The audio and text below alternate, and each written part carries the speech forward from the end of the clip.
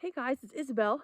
I'm out for a ski in Steamboat Springs, Colorado right now, and I just saw an ermine cross the trail, and I found its tracks here.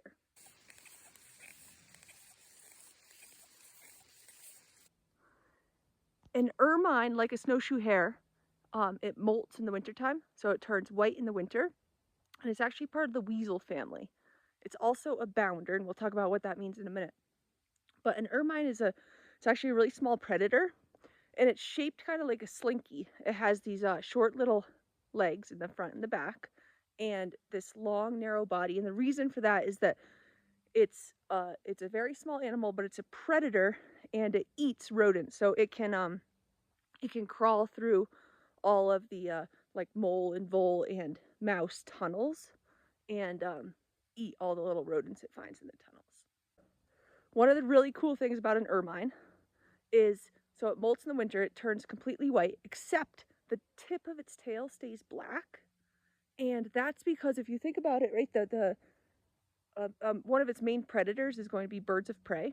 And if they're in the sky circling above looking down, they're going to see two pieces of black. One is its nose, and the other is the tip of the tail. So the reason that tail stays black is in the hope that if a bird of prey spots it from above, it attacks and goes for the tail instead of the nose, because the animal can still survive if its tail gets bit off. So here are the tracks, and so I'm on the ski trail here, and this is where he bounded up onto the snow, so we can see his 4 little feet here. Okay, and then look at this. So first glance you might say, oh, this looks like a hopper, right? And it is similar, except that you don't get the 2 front legs and then the 2 hind legs. You get the hind legs landing pretty much right where those front legs were. Okay, and that's because this guy moves like a slinky. Okay, so this guy's front legs would have landed here, and then his front legs bounce up, and then his hind legs land in the exact same spot. Then his front legs land here and up, hind legs land, front legs, hind legs, like a slinky, like this. Okay, and then I can see that his tracks, or her tracks, went up this hill. Okay, and it was definitely a little scared when it saw me.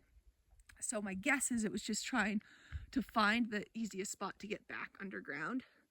These guys are a pretty rare sighting because they spend the majority of their time underground in what's called the subnivean zone, which I'll talk about later in some more videos. But it's that zone where the rodents spend the winter in their tunnels right underneath the snow. It's nice and warm in there. So some other animals that are also bounders, anything in the weasel family, because they're that long, skinny shape. Anything's kind of shaped like a slinky. So anything in the weasel family. Otters are also bounders. I'm hoping to find some river otter tracks this winter. We'll see what I can do there.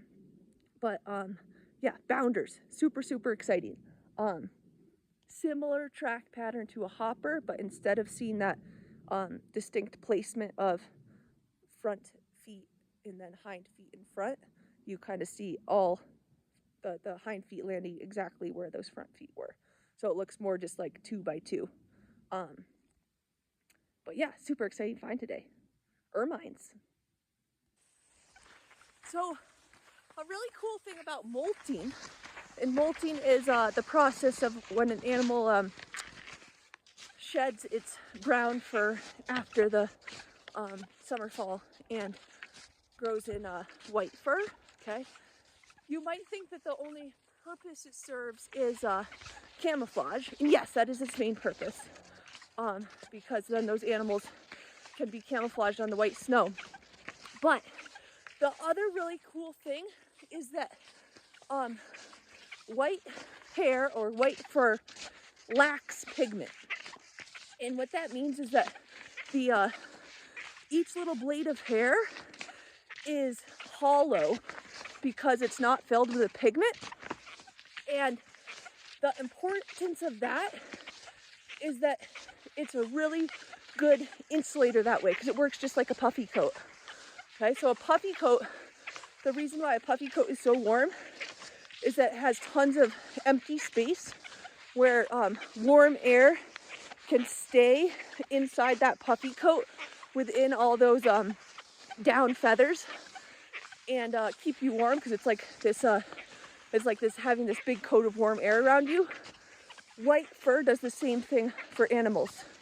So not only does it camouflage them, it also insulates them, because white hair lacks pigment, so therefore it can hold warm air, whereas like brown fur has that pigment in the hair, so the hair is not hollow and it can't insulate animals as well.